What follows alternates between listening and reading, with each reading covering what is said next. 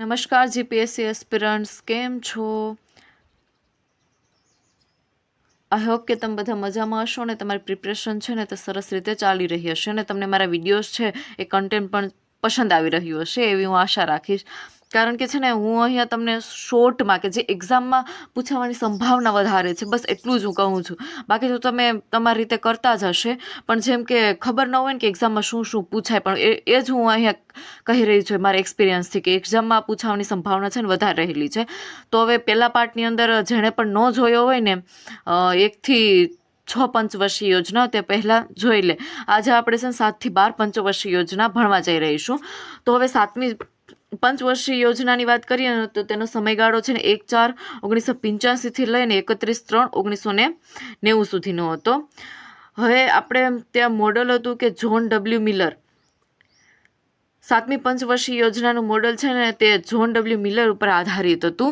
અને 7મી પંચવર્ષીય યોજના છે ને ટેકનોલોજીમાં સુધારો કરી અને ઉદ્યોગોની ઉત્પાદકતા સ્તર સુધારવા પર ભાર મૂકવામાં આવ્યો હતો. એટલે કે આ ટેકનોલોજીની શરૂઆત અહીંથી થઈ હતી. પછી હે ને 8મી પંચવર્ષીય યોજનાની વાત કરીએ ને તો તેનો સમયગાળો છે એ 1/4/1992 થી લઈ અને 31/3/1957 હતો. ત્યારે છે ને એલપીજી સુધારા, એની પહેલાં છે ને 8મી પંચવર્ષીય યોજનાની આગળ 1 વર્ષ આપણે જો અહીંયા એક ગેપ આવે, 1990 થી અહીં 1992 આવી ગયું છે. તો ત્યારે છે ને એલપીજી સુધારા થયા હતા. ત્યારે આપણે વિદેશી એટલે કે 8મી પંચવર્ષીય યોજના છે ને 1991ની અંદર ભારતે વિદેશી હુંડિયામણ મતલબ ફોરેક્સ અનામતની અંદર કટોકટીનો સામનો કરવો પડ્યો હતો. માત્ર $1 અબજ US છે ને એટલો ભંડાર હતો. એટલે ત્યારે છે ને PM હતા આપણે નરસિંહ રાવ. એને પછી આ જવાબદારી છે ને ડૉક્ટર મનમોહન સિંહ કે જે એક ઇકોનોમિસ્ટ હતા અને તેમજ તે ત્યારે નાણામંત્રી પણ હતા અને તે IMF પાસે જાય છે અને બધી શરતો રાખે છે અને પછી આપણે એલપીજી સુધારા આવે છે. અને જે 8મી પંચવર્ષીય યોજના છે ને ઉદ્દેશ્ય હતો સર્વાંગી માનવ વિકાસ. અને ઘટનાઓની વાત કરીએ ને તો ત્યારે 8મી પંચવર્ષીય દરમિયાન છે ને WTOનું સભ્ય પણ બન્યું હતું. તેમજ મધ્યાહન ભોજનની શરૂઆત છે ને 1995ની અંદર 8મી પંચવર્ષીય યોજના દરમિયાન જ થઈ હતી. હવે 9મી પંચવર્ષીય યોજના વિશે જોઈએ ને તો તેનો સમયગાળો હતો 1/4/1997 થી લઈ અને 31/3/2002 સુધીનો. ત્યારે ઘટનાઓની વાત કરીએ તો સ્વર્ણિમ જયંતિ રોજગાર યોજના પણ છે તે 9મી પૂછાણું નથી અત્યાર સુધી, પણ પૂછાવાની સંભાવના છે કે આ સ્વર્ણિમ જયંતિ રોજગાર યોજના છે તે કઈ પંચવર્ષીય યોજના દરમિયાન હતી તો કે 1997. તેમજ મફત જે પ્રાથમિક શિક્ષણનો કાયદો છે 2002માં આવ્યો હતો અને ત્યારે છે 9મી પંચવર્ષીય યોજના લાગુ હતી.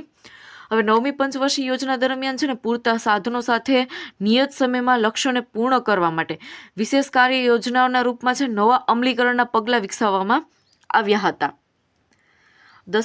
હવે આગળ જોઈએ ને તો તે છે 10મી પંચવર્ષીય યોજના અને તેનો સમયગાળો છે 1/4/2002 થી લઈને 31/3/2007 સુધીનો.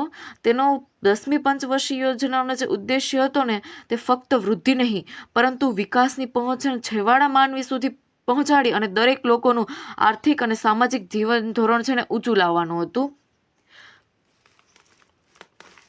હવે જોઈએ 11મી પંચવર્ષીય યોજના. તો 11મી પંચવર્ષીય યોજના સમયગાળો છે ને તે 1/4/2007 થી લઈ અને 31/3/2012 સુધીનો હતો અને ઉદ્દેશ્ય હતો સમાવેશી વિકાસનો. PM હતા મનમોહન સિંહ.